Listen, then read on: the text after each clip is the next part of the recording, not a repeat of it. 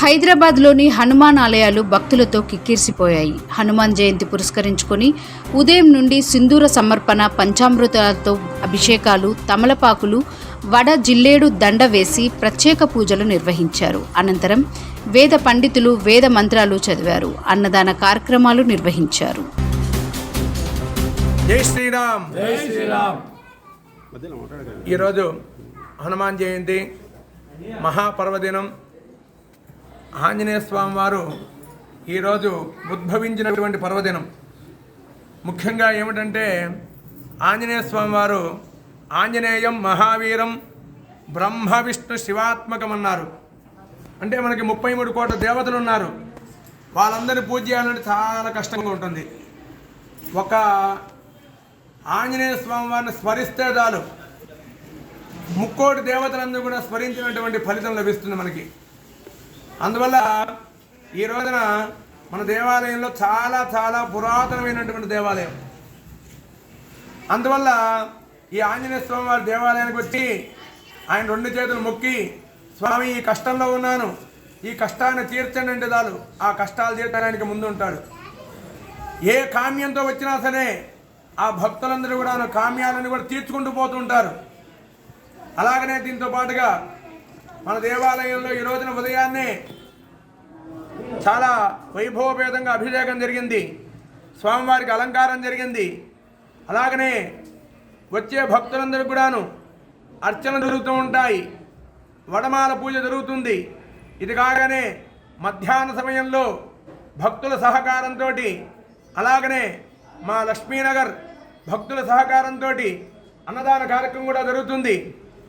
అలాగనే సాయంకాల సమయంలో మళ్ళీ వైభవపేతంగా వేదపారాయణ చేసుకుంటూ స్వామివారికి సహస్రనామార్చన కూడా జరుగుతుంది.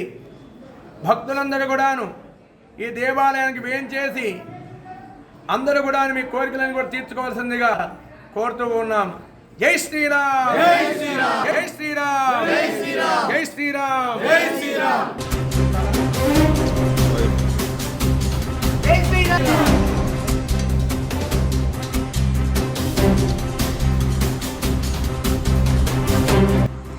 వనజీవి రాములు మరణం పర్యావరణ పరిరక్షణ ఉద్యమానికి తీరని లోటని పీసీసీ అధ్యక్షులు మహేష్ కుమార్ గౌడ్, మాజీ ఎంపీ మధు యాష్కీలు వివరించారు.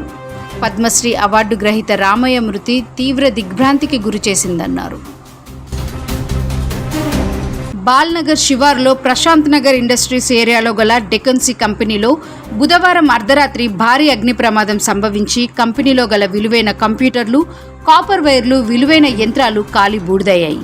అయినా ప్రభుత్వ అధికారులు పక్కనే ఉన్న ప్లాస్టిక్ స్క్రాప్ యజమానిపై ఎందుకు చర్యలు తీసుకోవడం లేదని కంపెనీ సిబ్బంది ఆరోపిస్తున్నారు. పక్కనే ఉన్న చెత్త, ప్లాస్టిక్ స్క్రాప్ను తగలపెడుతుండగా ఈ ప్రమాదం జరిగిందని, సుమారు ₹1 వరకు ఆస్తి నష్టం జరిగిందని కంపెనీ యజమాని అరవింద్ మీడియాతో అన్నారు. తమ కంపెనీ పక్కనే అగ్ని ప్రమాదం సంభవించిన ముఖ్య సూత్రధారిపై ప్రభుత్వ అధికారులు వెంటనే చర్యలు తీసుకొని తమకు న్యాయం చేయాలని డిమాండ్ చేశారు. అనంతరం తమకు జరిగిన నష్టపరిహారం వెంటనే అందజేయాలని పోలీసులకు ఫిర్యాదు చేశారు.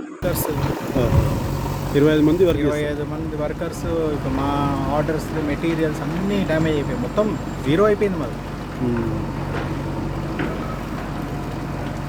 మీ పేరు సార్? అరవింద్ కుమార్. కానీ ఏం చేయలేదు వాళ్ళు ఇంతవరకు. ఇప్పుడు మాకు ఎంత డ్యామేజ్ అయిపోయింది, మా అంతా మెషినరీస్, రా మెటీరియల్స్ అన్నీ డ్యామేజ్, దాంట్లో క్యాష్ అన్నీ పోయింది, మా డాక్యుమెంట్స్, కంప్యూటర్ సిస్టమ్స్ అన్నీ కాలిపోయింది. ఇప్పుడు దానికి మేము ఏం చేయాలో మాకేం అర్థమైతే లేదు. ఏదైనా కంప్లైంట్ అది ఇప్పుడు ఆల్రెడీ మార్నింగ్ ఒక కంప్లైంట్ ఇచ్చాము. వాళ్ళ ఇప్పుడు రమ్మన్నారు, పోలీస్ స్టేషన్కి రమ్మన్నారు. ఇప్పుడు వెళ్తున్నాము కుకుట్పల్లి పోలీస్. కంపెనీలో పనిచేస్తాము మేము. ఇక్కడ 4 సంవత్సరాల నుంచి వాళ్ళకి చెప్తూనే ఉన్నాం, పక్కకి కాలబెట్టకండి అంటే రోజు కాలబెడతారు. 2 రోజులకు ఒకసారి కాలబెట్టగానే 4 సంవత్సరాలు కాలబెట్టారు అన్నారు. మళ్ళీ మొన్న నుంచి ఫుల్ ఉండే ఎండాకాలం ఎంత జర్ర తగ్గి ఫుల్ కంపెనీ అంతా కాలిపోయింది. మా సార్ మొన్న నుంచి అన్ని మెటీరియల్ తెచ్చిపెట్టింది. మేము ఎంత లాస్ అయినా మా బతికేంది ఇప్పుడు మీరే చెప్పండి సార్. పీసీబీ వాళ్ళకు కూడా ఇంటిమేషన్ ఇచ్చాము. ఎందుకంటే వాళ్ళు హ్యాబిచువల్గా వాళ్ళ పని ఏంటంటే ఇది రెడ్ జోన్ ఏరియాలో ఉండాల్సింది, దాన్ని ఒక ఫర్నెస్లో వేసి దాన్ని ప్రాసెస్ చేసుకోవాల్సింది.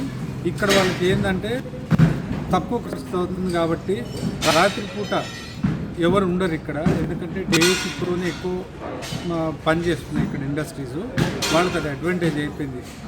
8 తర్వాత ఎవరు ఉండరు కనుక ఆ టైంలో వాళ్ళు కావాల్సిన పని చేసుకుంటూ ఎంత కర్బన ఉద్గారాలు వచ్చేటప్పుడు అంటే ఒకసారి భయం అయ్యి కరెక్ట్ 1.5-2 సంవత్సరాల నుంచి ఇది మరీ ఉద్రిక్తం చేశారు. అంతకుముందు ఇంత మెటీరియల్ లేకుండా ఇదే విషయం 1.5 సంవత్సరాల క్రితం కూడా జరిగింది. ఫైర్ వాళ్ళు వచ్చారు, అప్పుడు ఈ స్థలంలో జరిగింది. దాని తర్వాత ఈ పక్క కూడా ఇంకొక సిమిలర్ యాక్టివిటీ చేసేవాళ్ళు, అక్కడ కూడా జరిగింది సేమ్ ఇలానే. ఆ రోజు 3 ఫైర్ ఇంజిన్లు వచ్చి ఇది మొత్తం కూడా సూపర్వైజ్ చేశారు. ఇది చెప్తానే ఉన్నాం, కానీ ప్రభుత్వ ఉద్యోగులు వాళ్ళ పని వాళ్ళు చేస్తే ఈ పరిశ్రమ అనేది ఏదైతే వాళ్ళు చేస్తున్నారో అది ఇక్కడ ఉండకూడదు, ఉండాల్సింది. అది ఇది ఆరెంజ్ జోన్. ఇక్కడ పొల్యూషన్ తక్కువ వచ్చే ఇండస్ట్రీస్కి మాత్రమే పర్మిషన్ ఉంటుంది. వాళ్ళు ఏంటంటే ప్రభుత్వ ఉద్యోగుల్ని మేనేజ్ చేసుకుంటూ మా జోలికి ఎవరు రారు, మీకు నచ్చిన వాళ్ళకి చెప్పకపోతే మీరు మా దగ్గర రాదు అని చెప్పేసి భయప్రాంతులకు గురి చేస్తూ ఉన్నారు. ఇప్పటివరకు ఎన్నోసారి ప్రయత్నం చేసినాం మేము, కానీ వాళ్ళు ఇక్కడ కొంతమంది గవర్నమెంట్ ఎంప్లాయీస్ కుమ్మక్కై మా దగ్గర రాదు, మేము ముట్ట చెప్పాలి చెప్తున్నాం అని చెప్పేసి బాహటంగా చెప్తున్నాం. ఏం కావాలో చేసుకోండి. ఏంటంటే వాళ్ళు రా మెటీరియల్ ఏదైతే ఉందో ప్రొసీజర్ ప్రకారం దాంట్లో వచ్చే పొగ ఏదైతే ఉందో శాతం అది రెడ్ జోన్లో మాత్రమే వాళ్ళు పెర్ఫామ్ చేసుకోవాలి. ఇల్లీగల్ అంటే అదే. ఇక్కడ ఆరెంజ్ జోన్లో ఇంత మాత్రమే పొగ వదిలేటటువంటి ప్రొడక్ట్స్కి ఇక్కడ పర్మిషన్ ఇస్తారు. వాళ్ళు డే టైం మాత్రము ఓన్లీ మెటీరియల్ సోర్సింగ్ చేసుకొని ఇక్కడ పెట్టుకున్నామని చెప్తున్నారు ఎవరైనా వస్తే, మేము ఇక్కడ ఏం చేయము అని.